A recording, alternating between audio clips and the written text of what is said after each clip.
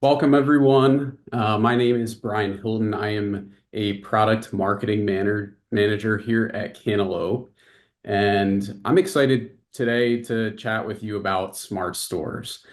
Smart stores are a new product offering here at Cantaloupe, and one that's been really exciting. We've had quite a bit of buzz around these, and we've also had quite a bit of reorders from those who've placed orders already. And what we'll be discussing today is what are smart stores? What do they do? How do they do it? And why do they work? Just a few house cleaning items before we get started. This webinar will be recorded and sent to you in the following days after this presentation, so you'll be able to refer back to it if needed. And also, we will have a live Q&A session at the end of the webinar. So if you see the Q&A button at the bottom, feel free to send questions along as the presentation continues. So I will be joined with our two resident experts in smart stores and really industry experts, Bill Bartholic and Tony Dana. Bill has been in the industry for longer than I've been alive, since 1993, so 30 plus years for Bill, and Bill leads our enterprise sales team. Tony he leads our small business sales team, and he's been in the industry about over 10 years. So Bill and Tony together have led our store push and both know the product inside and out and will walk us through the story of how smart stores really are changing the game for a lot of operators out there and really the landscape of our industry. Over the next hour, we'll discuss what you see here. We'll start off with a brief introduction of just the marketplace and the challenges that a lot of operators are facing and why smart stores are a solution that's needed. Next, Bill and Tony will take us through what smart stores are and how they work. Then we'll discuss where you can put these. There's a lot of different placement options, and we'll also discuss some of the interesting data we found from a couple early adopters and the success that they've seen with their smart store. Next, we'll discuss why Cantaloupe smart stores and the difference and the things that set our smart stores apart from competitors. And then lastly, we'll finish with that live Q&A session that I mentioned a little bit earlier. So keep those questions coming in. I know Bill and Tony are eager to answer anything they can for you guys. So let's start with just a brief introduction for the need for smart stores. There's three big things that a lot of operators are facing today that smart stores really help solve. I'll let Bill and Tony speak to the solutions that smart stores bring, but the first issue is really needing to reduce theft. With rising product costs, protecting different products that we have on our shelves is critical more than ever. Next is consumer preference. As more autonomous retail environments are on the rise, consumer preference is changing to wanting a more streamlined solution and a more streamlined opportunity to purchase product. Third is an ever-present need, and that's the need to increase revenue potential. And to continue to scale our businesses in an environment where it can be challenging with inflation, with labor shortages, with those sorts of things. With that, I'll turn it over to Tony to start talking about our smart stores, what they do, how they work, and more. So Tony, I will turn it over to you. Yeah, thanks, Brian, for the introduction there. So the two solutions that we've got on the screen here, a lot of our discussions will be around when we refer to the duos. So that is allowing you to have two units tied to one kiosk screen and payment terminal. with these units, they do come in singles. So we've got stock of the singles coming in December and then into the quarters following that. Um, then we've got the duos, as you can see on the screen here. And the beauty of these solutions is you can turn them into trios and then you can turn them into quads. So we'll get into a little bit of kind of capacity discussions, but as you're seeing on the screen here, that 700 duo, each shelf is going to have 4 slots.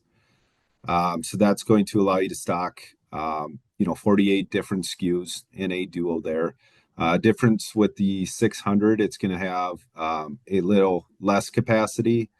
So you're looking at 18 different slots per cooler for 36 in total there, different SKUs that you can put on there. Right now, we're seeing a real mix. We've seen customers that have leaned into the 600 duos. Pretty hard, but as we're seeing a lot of the enterprise customers that capacity is extremely important to them. Um, and then differentiation of SKUs, the 700 duo is really taken off over the last 30 to 45 days. So both have a place in the market. And we'll kind of get into talking how the solution works, but from a high level, before we get into the video, you'll be able to tap your card. You can get into the unit after doing a pre-authorization. And then anything that you're taking off the shelf, it's going to add it to your shopping cart, which you'll see right on the touchscreen there. As you put items back, it will remove it from your shopping cart. You put items in the wrong spot, the machine will beep at you and it'll say, hey, put that item back in the right spot. And then once you close the door and um, Sorry, Tony.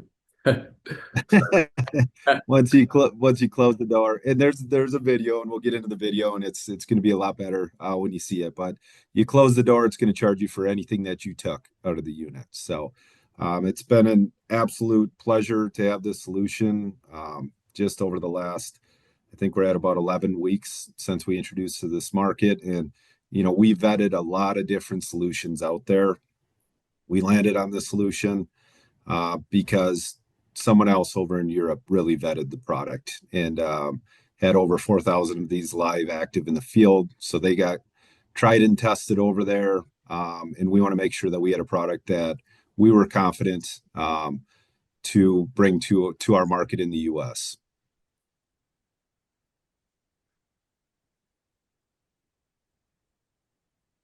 So the first thing is, as we're talking through the three main points of this, and I think we'll get into the question that just came up, the accuracy rate of this versus an AI vision camera. So this has 99.9% accuracy. So far to date with the 50 plus units that we've got out in the field, we are not seeing anything missing. And the biggest difference between this and any of the other products in the market is this is a weight-based solution. So we're not relying on camera technology where you have to train those cameras and make sure that it can differentiate, a Celsius orange versus Celsius raspberry versus Celsius grape. The system doesn't care what the label looks like. It's completely weight-based solution. So once you take it off that shelf in that slot, it's going to add it to your shopping cart. So that is why completely eliminating theft is one of our main bullet points. And my 10 years that Brian brought up, it's been in the micro market space. And I am a micro market guy to the core. I love micro markets. I love what they've done to increase revenues for operators and really bridge that gap between traditional dining and vending. But there is always that theft aspect out there. And we had to do different things in the micro market space to potentially charge convenience charges, to increase product prices, to bill back customers if they would let you bill them back.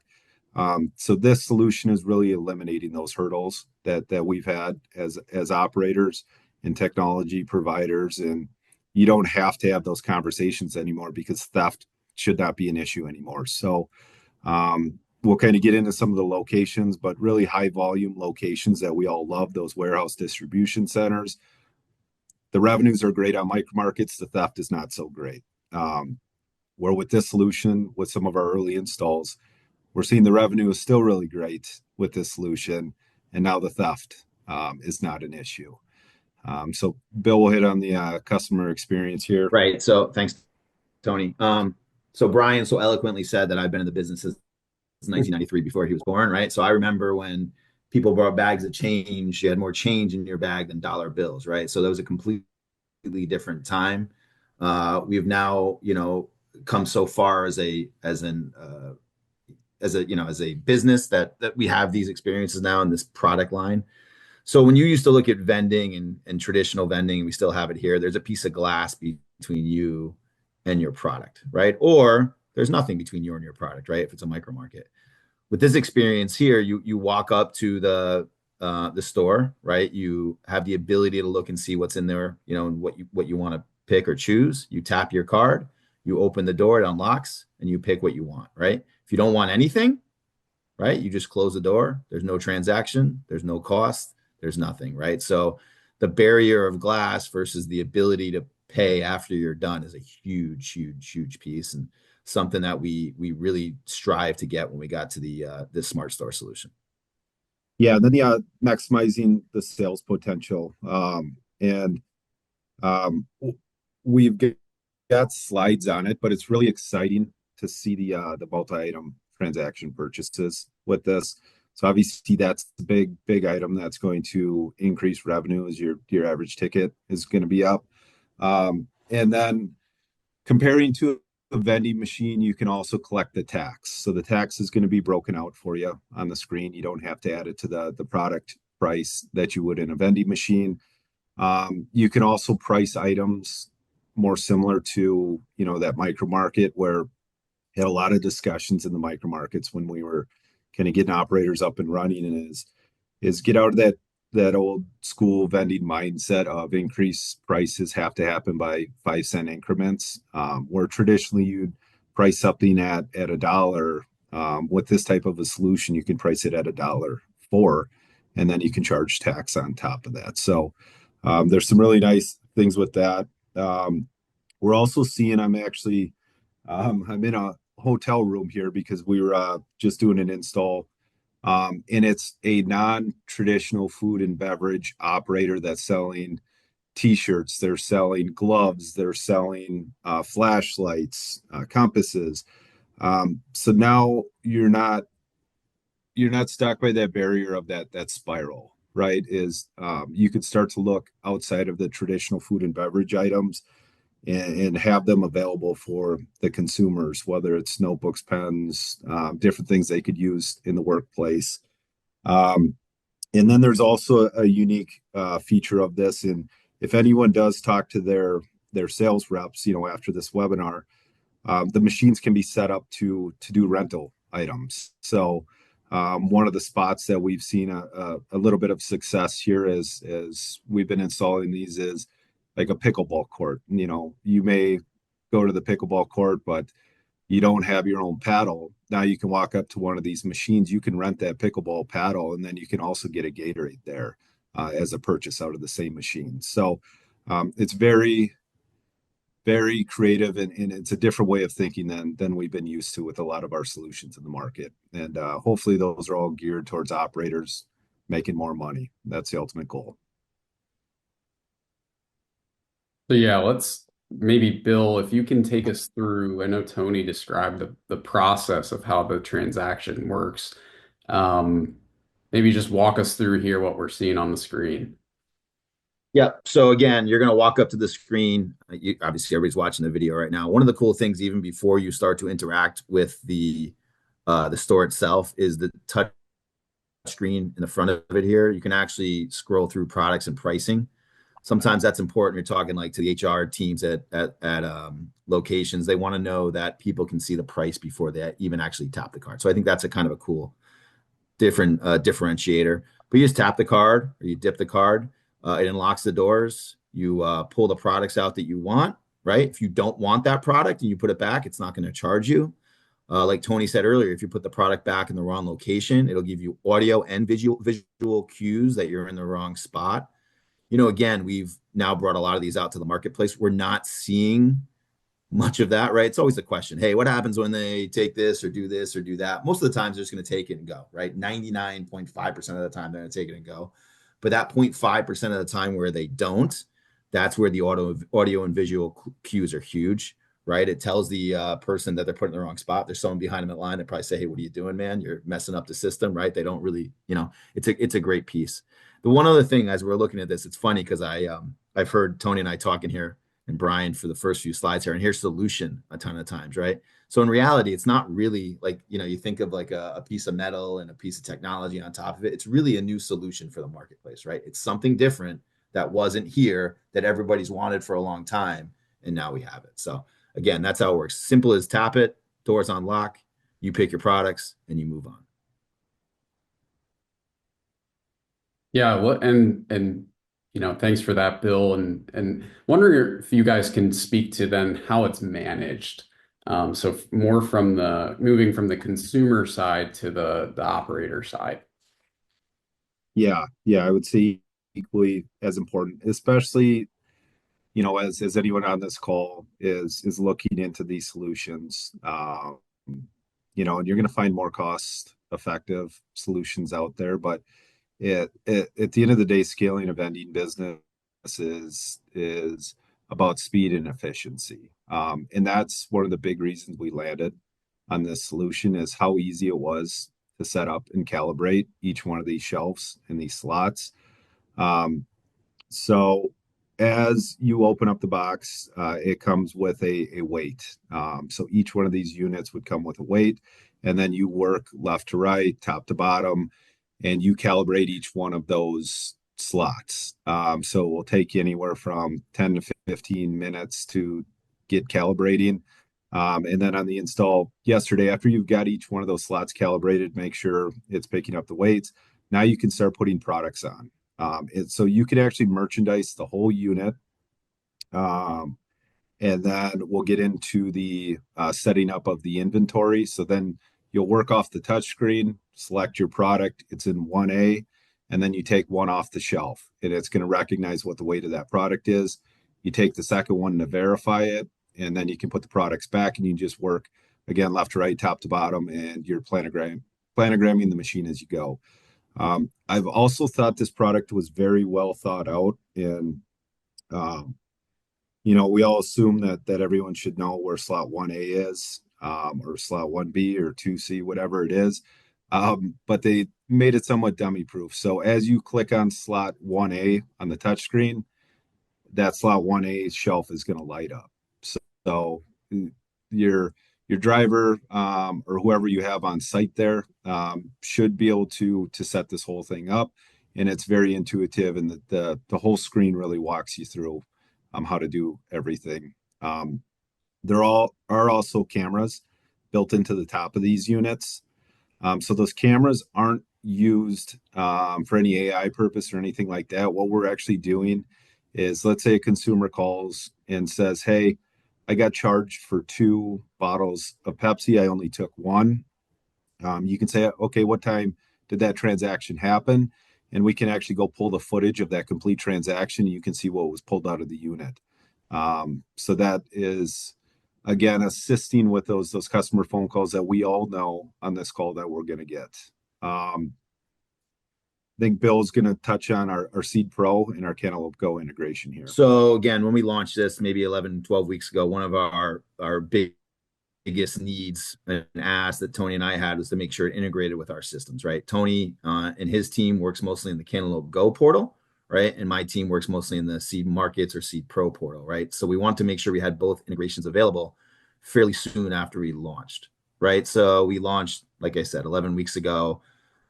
We brought the Cantaloupe Go integration first. That was about 5 or 6 weeks ago. And then the Markets integration about 4 weeks ago.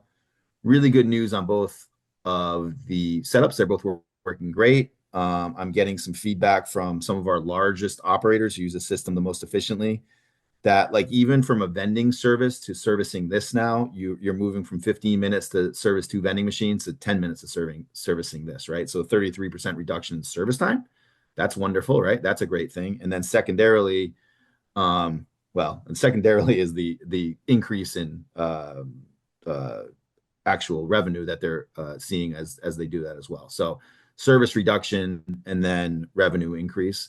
But all the feedback we've gotten from, again, some of our largest, most demanding operators with the integrations is it's great, right? It works with C driver, it goes all into the back end, and everything's done either at the machine level or through the driver app or through Seed, right? Or through Cantaloupe Go. So no bulky where you got to bring another laptop to try to figure out that back end portal, or you got to bring another, computer in the back end where the guy's got to do all this stuff with that. It's all through driver app and through the machine level with integration. So super smooth and super super nice. And And product, then ease of product. Oh, go ahead, Tony. yeah, I kind of jumped ahead of you, Bill, but we all know anyone that on the call that has operated micro markets, right? Products get stale. So the key is being able to rotate in those new fresh food items, new salads, new soups, whatever you've got. But the challenge with any other solution in the market that we vetted is that you would have to retrain the cameras and spend a lot of time in front of that machine to get that product, that new product in there. Where on one of these slots, you just unload all the products that are in that slot. You zero out to scale. You place the new product on. You select it from your catalog on the touchscreen, and then you start loading up that. So Bill hit it on the head. It's the simplicity of it is really attractive to us, and so far the operators that have installed it, that's kind of the compliments that we're seeing everywhere. Yeah, just so everyone's aware here, that was ease of product rotation was mine, and Tony's so excited about this product, he stole it from me. So he really loves the game. So one more thing on top of that is, again, with these smart coolers and smart stores and smart solutions, like Tony said earlier here, you're talking mostly AI vision cameras, right? They struggle sometimes with if it's a turkey on wheat or a turkey on white, right? And when you get to a level where you want to understand exactly how many turkey on wheat you're buying versus turkey on whites you're buying or making, right? With the increase of cost of goods, it's super important to know that down to white versus wheat. Where this works really well is now you can put these white versus, turkey with white, turkey with wheat right next to each other. You have the planogram built into the back. It's obviously a weighted solution, so it's going to pull the actual product that you're selling. It's going to know via the planogram what you actually have, and it's going to not mess up your inventory in any way. Same thing with a Diet Mountain Dew next to a Mountain Dew, sugar-free Red Bull next to a Red Bull. If anyone has used the AI, again, it's going to get better, I assure you, but who's using it today, you're struggling with inventory control. No more. Done. Right? Inventory control stays tight. So one question I want to address, and we're seeing the questions come in, and they're coming in kind of hot and heavy, so trying to keep an eye on it here. But what happens if a consumer grabs a product off the wrong spot on the shelf, places it somewhere else? So configurable setting on the back end, and 100% of our operators have this setting as true, is the consumer that placed it in the wrong spot is going to get charged for that product. Because what happens next is they put it in the wrong spot on the shelf. Maybe where they put it, that product is $1 less. If a consumer comes in and grabs that product, they're going to get charged for whatever shelf that they took the product from. So I always advise the customers, it's on the consumer. The machine is beeping at them. It's almost yelling at them, saying, put the product back in the right spot. One slot showing green, one showing red. It's telling you where to put the product back. It's on them. Charge that customer for not, abiding by the rules. And some signage might help that says if you don't put the product back in the right spot, you're going to be charged for it. But I do think that is key because they will get charged for the product that they took out of that slot. Inventory won't be off. So if they grab the product, put it on the wrong slot on the shelf, the driver's going to have a notification that says, hey, we've got one product that's in the wrong spot. The scales will recognize that. You'll have that on one of your back end reports. So the driver's going to know, hey, I've got to get that product back up to the right spot. And then the shelves will recalculate the inventory once you get it onto that right slot and that right scale. I think that kind of hits the points on. I saw a few questions on those type of.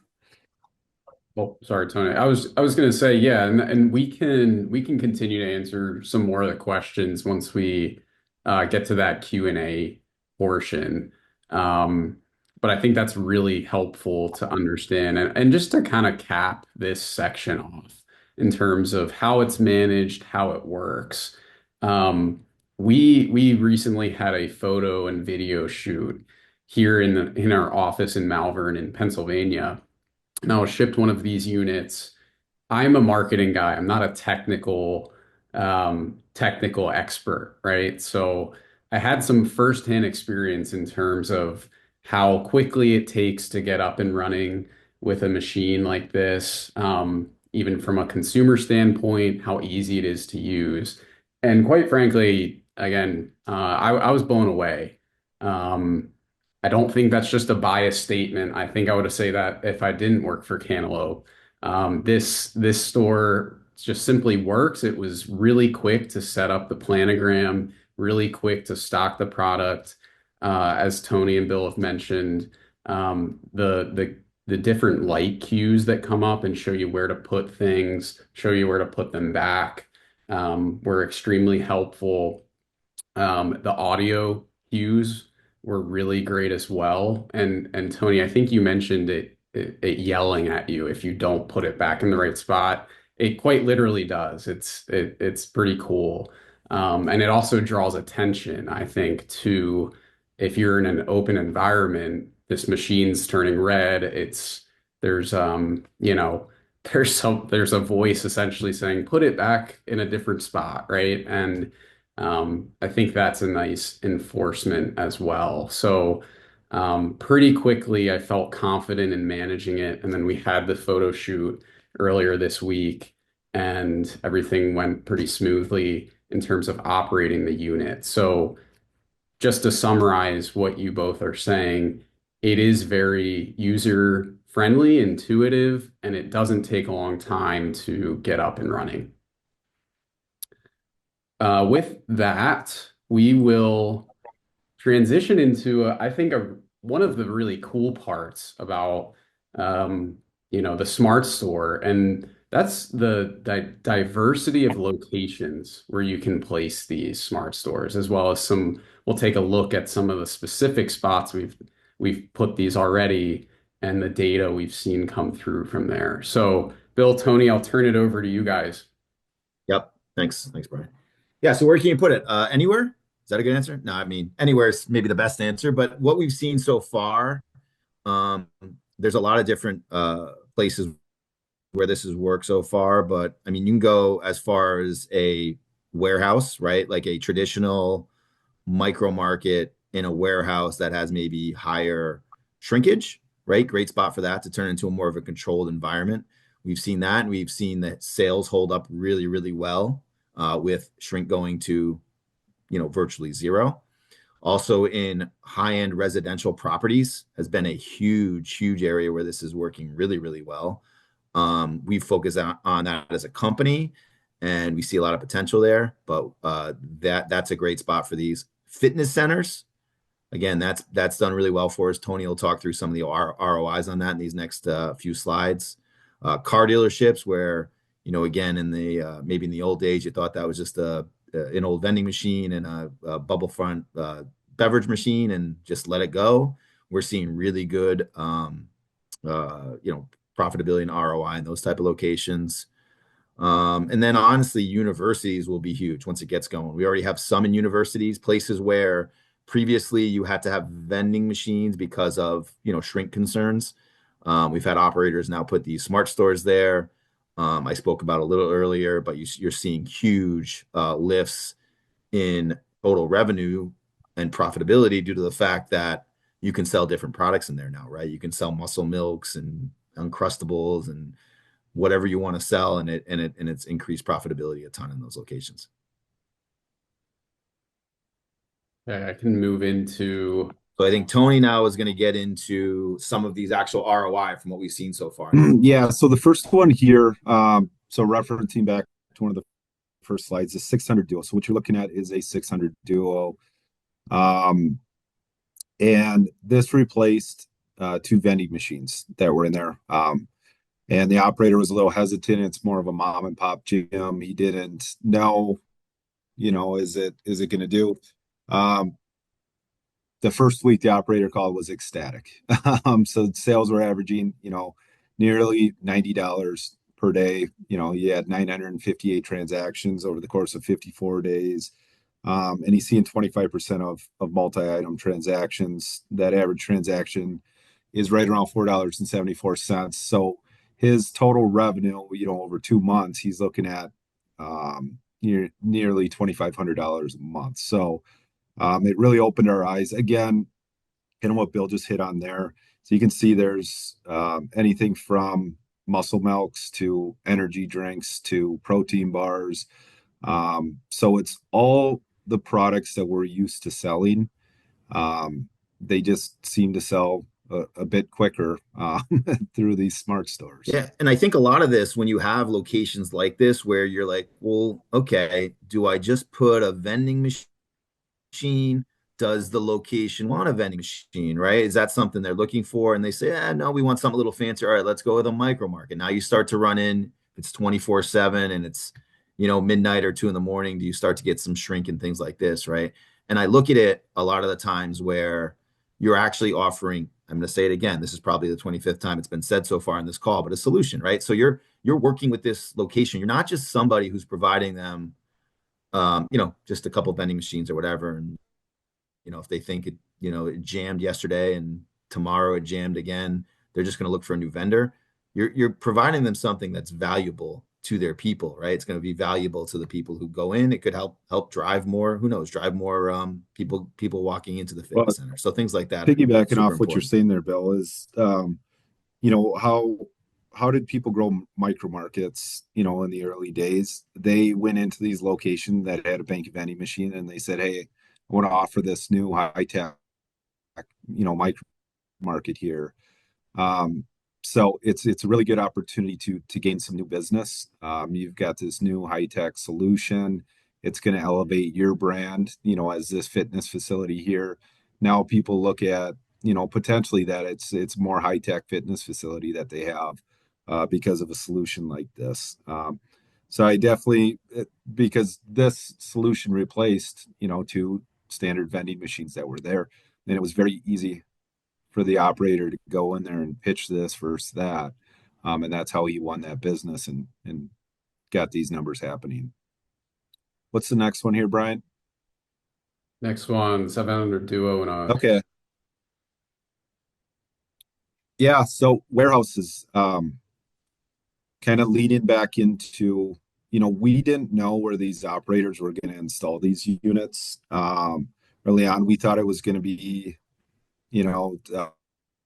some fitness centers, I guess, and some non-traditional spaces where we saw success with micro markets, but specifically a certain warehouse that's got a brand across the U.S. It seems like a lot of these smart stores are being installed at a quick pace all across the country. And I think, actually, no, from the conversations with the operators, they needed a solution to combat theft. There's too many temp workers that didn't care if they were not going to be with the company tomorrow because they stole a sandwich and a Coke yesterday from that micro market. And the most exciting part of this is the sales haven't seen a drop. Where they've replaced those micro markets with the smart store solution. This one has been operating for 45 days. It's doing about $146 a day. Average transactions $5, total rev, $6,500 here in 45 days. So this operator is very, very happy. He's getting 32% of multi-item transactions, meaning the consumers are grabbing multiple items when they get those coolers open, which for the most part, traditional vending, you didn't see that multi-item transaction happening too often. But on the micro markets, that was one of the big keys to it, right? Is you grab a bunch of products and you bring them to the kiosk and you scan or pay for them. So you're still getting that multi-item transaction out of these units. Yeah. And as Tony and I are talking about this, could be a spot for a micro market where it was, or a spot where a vending machine was. Again, there's still going to be huge growth in micro markets. It's going to be huge growth in vending machines, right? This is the 10% on both sides, right? Where there's still a ton of growth potential and a ton of revenue potential, right? I just, I ran a vending business. We called it a vending business back in the day, not refreshment services, but I ran a vending business for many, many, many years. And the worst thing that I had to deal with when I was running that business was dealing with HR at locations. I'm just going to be very honest about that. And I bet you a lot of people listening to this call have the same probably feeling, right? And when HR gets involved is when, you know, on those micro markets where there is higher shrink, and you're trying to get, maybe paid back on that shrink, or you're just trying to get, somebody to listen to you that people are taking things from you, you got to get HR involved. It just becomes just a zero sum gain, as they call it, right? So at the end of the day, they don't want to deal with you, the HR team. You don't want to deal with them. The less that, in those type of circumstances, obviously you want to talk to them in nicer circumstances where you're doing giveaways and things like this. But when you can get out of that, that circle, you're going to do much, much better. So when you do have the higher shrink areas, what we're seeing, and the person who put this in said, hey, we were just going back and forth all the time and it was a mess. You gave us this, they bought them. I think they put, I don't know, four of these duos in this location. Not just on this revenue. This is actually, I think, just two duos, but they just stopped having those conversations. Right. And it just became a much better relationship. So. Okay, next one, senior living facility. Yeah, so this was a unique one, and we were very curious, on a bunch of different things with this. We had a new operator, had a location. So he didn't, I guess, necessarily know what he was getting into, nor did we. So he's seen about 34 dollars a day, 268 transactions over the 60 days. High multi-item transactions, so 53%. Average transactions just under $6. So he mixed it up with different products in this machine. You can see anything from shaving cream to deodorants to chapstick. It looks like there's some adult diapers type of products in there. And as we've installed this one, we understand that there's a bit of a learning curve, right? When a senior living facility, a lot of times they're not carrying their credit card around all the time. So it's just educating, those that are on site there, to know how to use the machine. So we always said it with micro markets, a grand opening day is the most important day, and the second most important day was that re-grand opening day, and 6 months later. I highly advise same type of deal with this machine is just making sure your consumers that are using the machine know how to use it. Once they know how to use it, they'll use it a lot. And what this operator found is there's another senior living facility that was friends with the owner of this one, had stopped by, saw the machine. He got a phone call right away and says, hey, I want one of those really cool machines that you installed there. So those are the other types of things is to consider, given that high tech machine, is you'll see some new sales opportunities come from it. Again, on the fitness facility one, same type of deal. There was other gym owners that came in there, and that operator's receiving phone calls.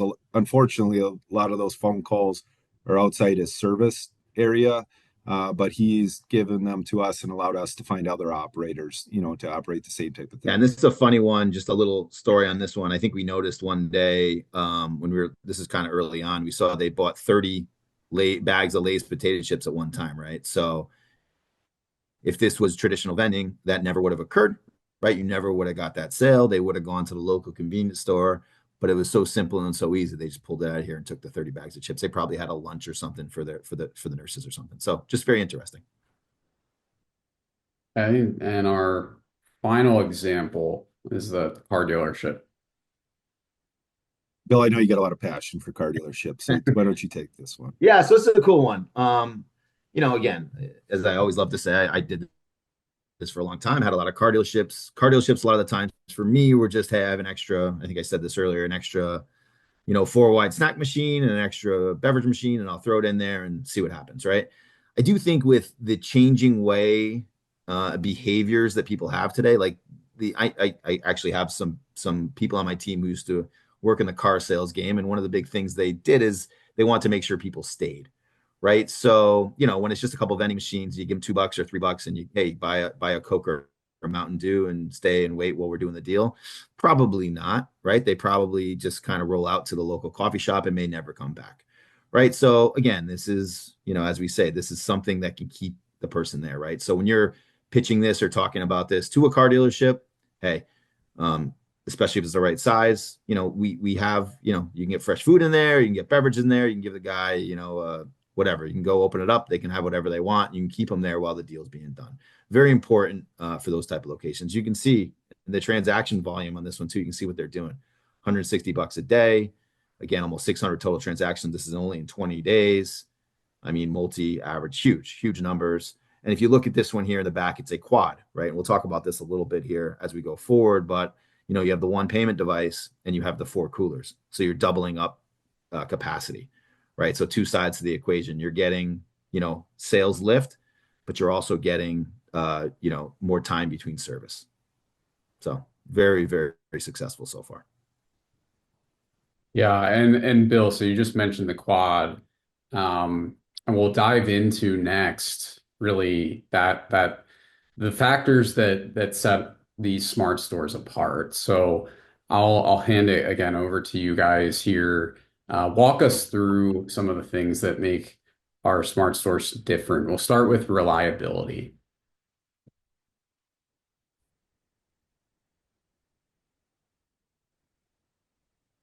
Oh, you guys hear me? This one's you, Tony. Yeah, reliability. You want me to go, Tony, or you want it? Yeah, go ahead and hit on reliability. Yeah, so again, reliability, it's something that we've made sure when we deployed this in the US that we had a lot of data in the marketplace. I think Tony said earlier where there's been 4,000 of these units installed in Europe and in really high touch, high traffic locations, right? So I know our boss travels through Europe a ton. And he's seen a lot of these in the different airports, right? So I think the Copenhagen airport's got a few of these, and all the different places have a lot of these smart stores, right? That's what we saw really early on. A lot, again, as we're deploying this, it's new to the marketplace. There's not a lot of market data on a lot of these. So you're kind of winging and praying it a bit when you're taking these in. We felt really, really comfortable because they were already out in Europe, right? Now we've also now been selling these for, again, 11 weeks. I think we've sold somewhere upwards of 120 units total, and 50 or 60 have been deployed. I'm going to knock on wood here a little bit, but I mean, the customer service calls that again, Tony and I are always the first line of defense. We have new products no matter what happens, right? I'm not getting them. What we're getting is we're getting effusive praise, which is really, really good, right? I'm seeing LinkedIn posts where people are super happy. I'm getting emails from customers where they're super happy. I'm making phone calls to some of our larger, again, more demanding customers, and like, yeah, I mean, we're just going to order more of these. We have spots for these. So it's been a really, really wonderful start, as Tony says, and the reliability so far has been great. There's also a great team on the back end that they have, a great team that we have that we put together. Our CSM teams, we have a couple of those. I think most of the people on the calls have dealt with them before, but we actually built out almost a separate CSM team for this product alone. Now they're dealing with other things too, but they're out there and they're helping out and supporting. Yeah, it's a product you feel good. You feel very good repping the product.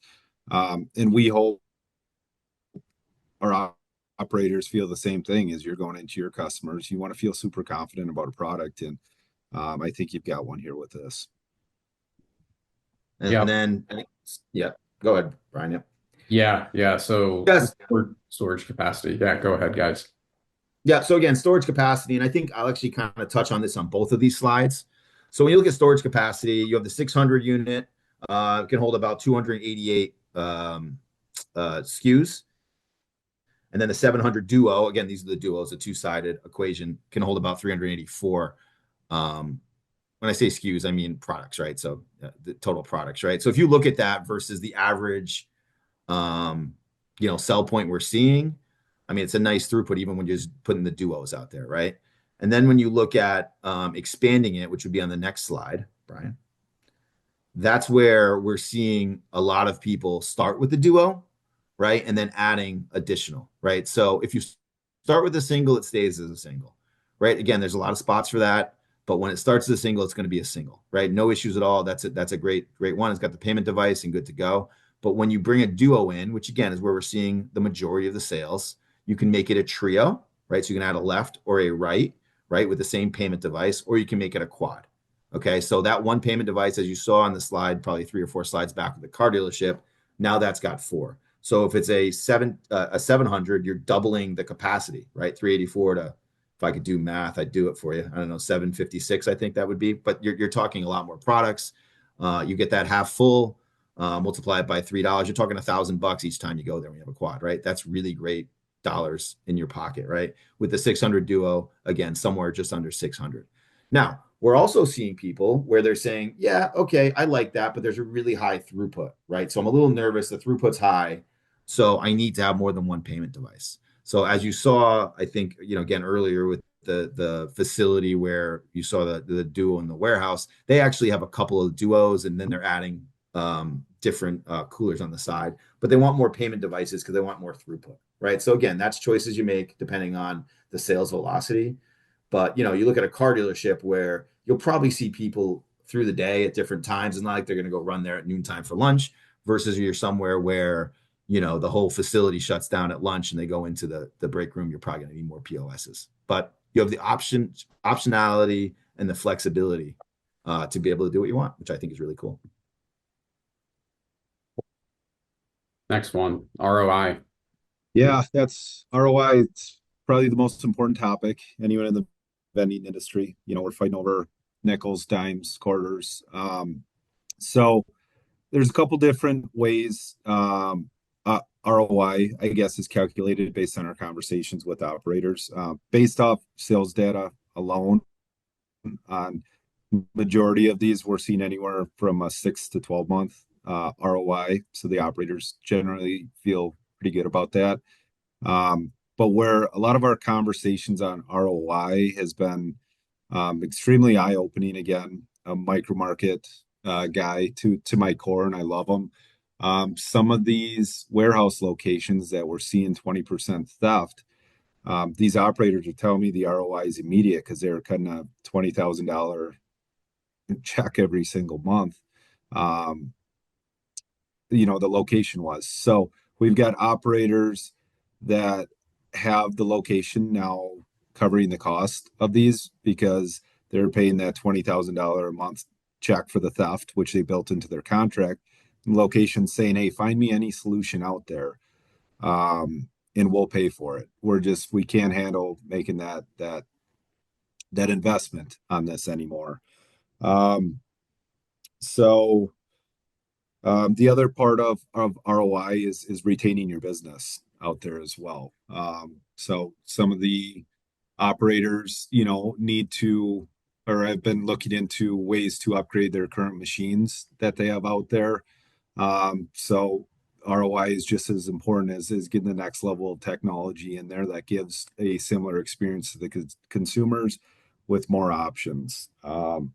So yeah, ROI, it can be a loaded question a lot of times, but based on sales data alone, we're seeing anywhere from 6 to 12 months on the ROI, just when you're looking at dollar figures alone. Anything else, Bill, on the ROI side? No, I think that's perfect. Okay, next one, accessibility features. Yeah. So Cantaloupe is we're extreme accessibility is extremely important. We made considerable investments on our micromarket kiosks. So when I was going through vetting this solution, obviously some of the first questions were around accessibility. And I was very happy to know that they had already put some work into the accessibility within the touchscreen. And as consumers or anyone that's visually impaired is using the machine as you're grabbing items off the shelf, it's telling you what item that you grabbed off the shelf. And it's telling you the price of that product as well. So we will be at Blast in the coming week. I believe it is next week now. And we'll have a 600 Duo at the trade show. And we're excited to kind of share the solution and show the solution to a lot of our current BP customers and a lot of ones that we're hoping to work with. And then, as always with accessibility, the commitment on Cantaloupe side is we'll continue to evolve, and we'll continue to use, one of our employees, Chris Ingram's knowledge to make sure that we're building out the right features and functionalities to make it the most accessible solution in the market.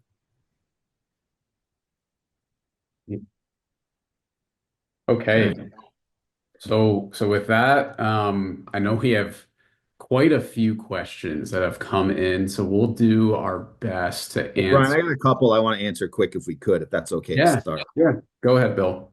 And Tony, you may have to help me a little bit here, but I see a couple here that I think would be good answers.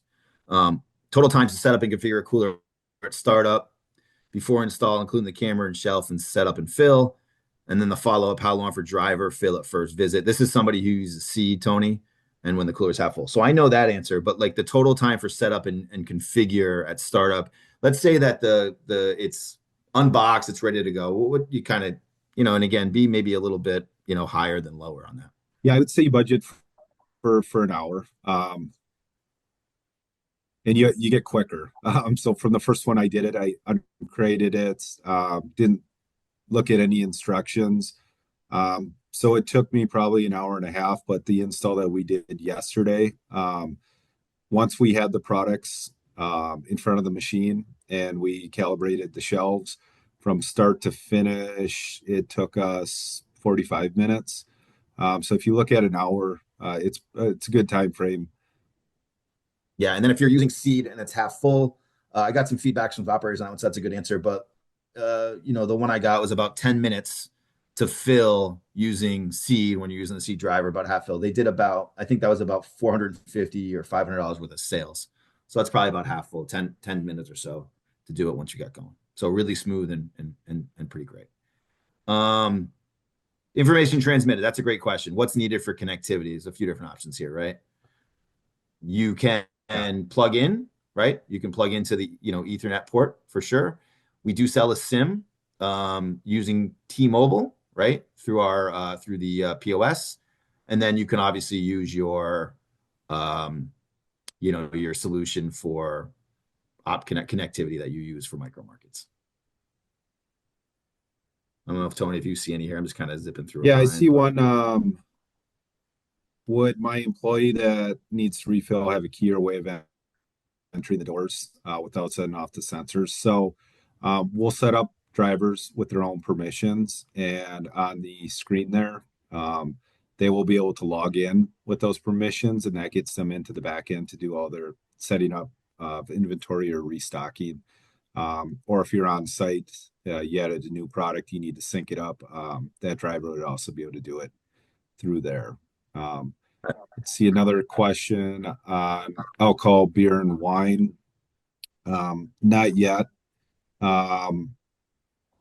We have some things potentially in the works, but there's more that goes into it as far as merchant IDs and making sure that we're processing all those transactions legally in the unattended space. So hopefully we see more to come there, but we do have kind of a path, but there's a lot of legal things that two sales guys can't really sign how are off on prices this call. displayed? The customer would want to know before they pull out and be charged. Yeah, so there's a POS, there's a screen right on there, and it'll have all of the products in a planogram style with pictures, and it'll show their pricing. So anybody can look at that before they attempt a transaction. So that's really cool. Regular maintenance, shelves malfunction, refrigerator turns warm. Who should we call?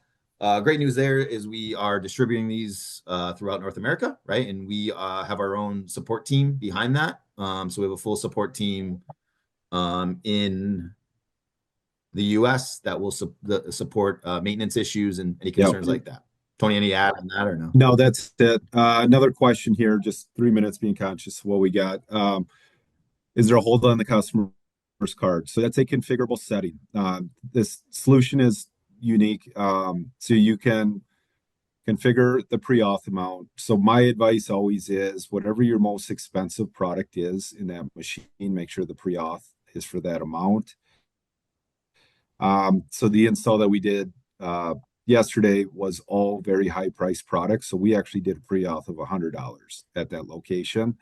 And then on the system as well, you can set the max purchase amount. So if you don't want a consumer to be able to grab more than say $20 worth of items out of your machine, The machine will start beeping at the consumer and it will say, "You've exceeded the transaction allowance. Please place some items back." So there's two folds to that question, but both are configurable on your back Yeah, I got end. another really cool one here. I think we do want to answer quick regarding the weight. This one say not all Cokes that are 12-ounce weigh the same. Does it have a variation? And so again, this could be used for that. It could be used for fresh food, right? So there's a variant you can provide, right? So if you have a turkey with cheese and you're building it in your own commissary, and someone puts 2 slices of cheese or 3 slices of cheese on that product, you can have a weight variance, right? Which is going to allow you to sell that product for the same price in the same row for the same amount of money, right? So yes, there is a variance there that supports that. One Does thing it? Yeah. Mike, I mean, Brian, a question for you. Can we answer some of these after too, or no?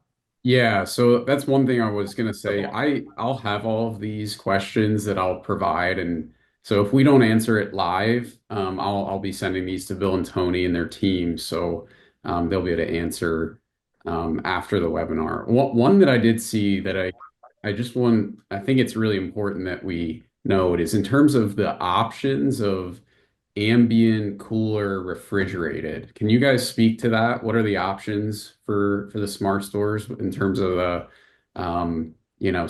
cooling settings? Yeah, so the location actually that we again reference back to yesterday.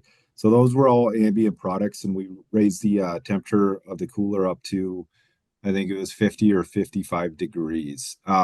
So when we bring in this amount of solutions, there is an ambient option, but we don't feel that there's going to be enough to justify taking up warehouse space and placing the order and negotiating the prices for those. So if we see demand go, up a lot more on the ambient side and saying, hey, 50 to 55 degrees isn't going to cut it. But from the conversations we've had with operators, is they don't have a problem chilling some of their confectionery items. And then they also like the flexibility if it didn't work out with the ambient, now they can turn it into a cooler. So we're leaning into the cooler options as our standard options, and then we also have some freezer options that are coming as well. One last quick thing. Payments on this go through Seed Live, right? So same way you would have your ePort payments come out. So if you're getting your payouts every Friday or whatever it is, this would come out the exact same way. So very super simple setup. And then the data flows into either Seed Pro, which is Seed Markets, right, where you can handle your markets, or it flows into Cantaloupe Go, right? So you can use it there if you're a smaller business solution, or if you use neither one for whatever reason, probably very rarely, you could actually use the instant systems backend as well. So there's options. And again, we're gonna try to answer all these questions best we can. There's probably more questions here than I've ever seen on one of these. So there's a ton of questions, but whatever we can answer, if there's any reason or not, we'll reach out to you and just let you know. But we'll answer most of these questions. I see some pricing questions. No issue at all. Anybody on this webinar, will make sure the sales team reaches out to you. They'll give you the full pricing scenario, what this costs, what it looks like. I will say, and Tony, I'll say this: we have a stock of these. That stock is much smaller than it was recently, right? And there is some lead time on these products, right? And we are getting a ton of inventory later on in the year, early next year. But we still have availability today, right?